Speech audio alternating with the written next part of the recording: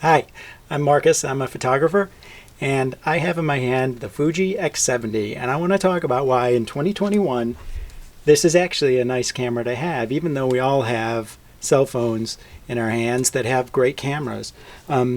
First of all, the size. This is an APC camera that isn't much bigger than my phone. You can see it's shorter, width is similar,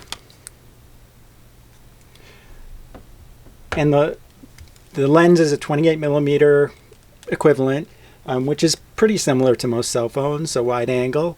But this one's kind of cool too because you can set one of the customizable buttons to change the focal length to 35 and 50. And I have it set to the outer ring, so I can really quickly, while I'm shooting, I can change the focal length. Now it doesn't have a viewfinder. That's one of the ways they've been able to make this so small, I'm sure. But it has a nice big LCD screen. And this LCD screen it can be used as a kickstand if you want to shoot on a tabletop or on the ground or something. It can also 180 up.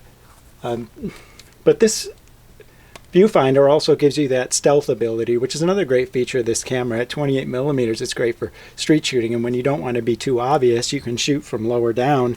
You can look into the LCD and see what you're shooting and be less noticeable. I think the size of this also plays into that stealthiness as well. This camera also feels really well built. It seems to have a kind of ruggedness to it with the metal build and the way it just feels kind of hefty in your hands, just a tight little package. And I have no doubt this will be a little more robust than, say, my camera, which already has some breaks in it. I'm sorry, my cell phone, which is already broken. This one, I think, well, it already has scuffs on it, and I think it's going to survive a fall or two if it has to. In fact, the link to the video below, Kevin Mullins has a great story about the durability of the X70. It's worth a watch. And then the last thing I want to mention, which is really encapsulated in saying it's a Fuji. So you've got these kind of tactile dials, so you can see what your settings are. So the aperture around the collar, and then the shutter speed, and also your exposure dial. And you can set your ISO in the software, and I just have it set to the same button I use on all my cameras.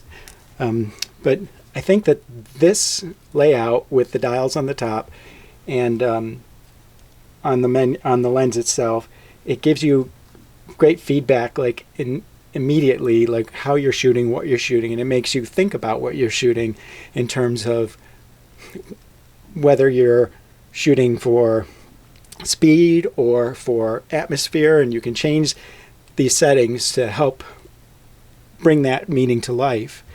And if you are interested in photography, cameras, or want to learn about photography, I think this is a really good camera to have.